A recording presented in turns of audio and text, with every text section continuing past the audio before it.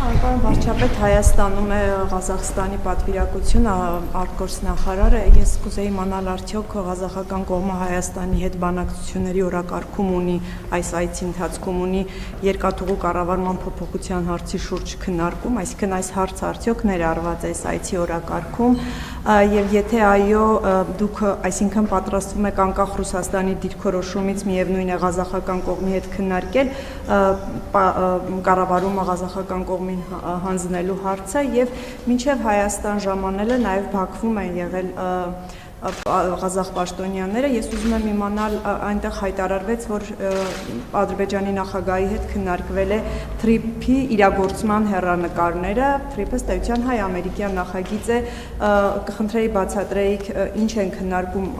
օրինակ Ադրբեջանն ու ձեզ հայտնի է, ինչ կարող են քննարկել Ադրբեջանն ու ղազախական կողմը թրիփի իրագործման հեռանկարների վերաբերյալ։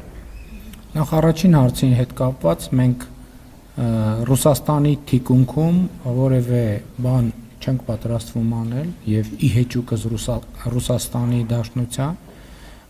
համենայն դեպս այս փուլում, քանի դեռ երկխոսության հնարավորությունները լայն են եւ բաց են, մենք շարունակելու ենք աշխատանքը,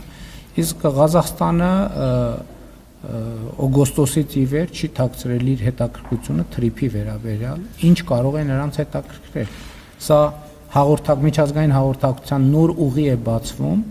եւ գիտեք, որ Ղազախստանը միջազգային տրանսպորտային ոլորտի խոշոր խաղացողներից է, խոշոր դերակատարներից է, մասնավորապես Չինաստանից եւ դեպի Չինաստան ապրանքների հոսքի առումով եւ Ղազախստանի մեր գործընկերները այդ հարցը մենք նաեւ իմ այցի ընթացքում ենք քննարկել, փորձում են հասկանալ առավել առարկայական թե տրանսպորտային ինչ հնարավորություններ են բացվում եւ ինչպես է դա անդրադառնալու եւ ինչ նոր հնարավորություններ են բացվում իրենց համար եւ այս թեմայով Ղազախստանը միակ երկիրը չի ակնհայտորեն որ հետաքրքրված է բազմաթիվ երկրներ հետաքրքրված են եւ մենք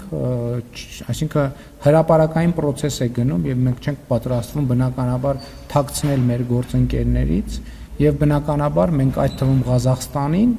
պիտի հրավիրենք պատրաստ լինել Հայաստանով անցնող տարանցիկ ուղիները օգտագործել իրենց արտահանումների, ներկրումների եւ իրենց կողմից մատուցվող տրանսպորտային ծառայությունների շղթայի մեջ դիտելու համար որովհետև տրանսպորտի ոլորտի եթե այդպես ասենք բիզնեսը, որը մասնավոր է, բայց իհարկե պետությունը նաև որոշակի դեր ունի, ինքը չի կարող առանձին վերցրած կտորով լինել, որովհետև այո, շատ լավ, երկրի մի հատվածից վերցրվեց, տարվեց մյուս սահման, բայց ի շարունակություն պետք է լինի գործընկերություն ամուր, որպեսզի այդ հատվածը աշխատի, կարողացա ասել ինչ է։ Մեր օրակարգ այն է, ինչ որ ասացի։ Իսկ երկաթուղու հետ կապված հարցը ընդհանրական պարզ հրապարակային քննարկող հարց է, հնարավոր է նաև այդ հարցին անդրադարձնի, բայց Ռուսաստանի թիկունքում որևէ քննարկում տեղի չի ունի։ Ադրբեջանական կողմի հետ ես ասեցի, որ տրանսպորտը որևէ երկիր իր մի սահմանից ապրանքը վերցնում է տանում է մյուս սահման, չէ՞։ Այսինքն Չինաստանից վերցնում է, ենթադրենք տանում հասցնում է Ադրբեջան։ Իրան հարկավոր է հասկանալ Ադրբեջանով ոնց կարա շարունակվի, ինչ տարբերակներ կան, եւ պարզա որ թրիփը որպես հնարավորություն, որտեղ Ադրբեջանի ճանապարհը այսօր էլ կա, Ադրբեջան, Ադրբեջանից Վրաստան, Վրաստանից Կարս Ախալքալակով կամ Փոթի կամ Բաթումի, այսինքն այդ ճանապարհները կան։ Հիմա մարդիկ ուզում են հասկանալ թրիփ նախագիծը ինչ հնարավորություններ է բացվելու, որպեսզի իրանք էլ իրենց հաճախորդներին առաջարկեն տարբերակներ, այստեղով անցման, այնտեղով անցման, նույնը վերաբերվում է Ադրբեջանին, նույնը վերաբերվում է Հայաստանին, որովհետև թրիփ նախագիծ, եթե թրիփ նախագիծը շատ լավ, Հայաստանի A սահմանային կետից ապրանքը մտավ, հասավ B սահմանային կետ, բա ոնց է շարունակվելու։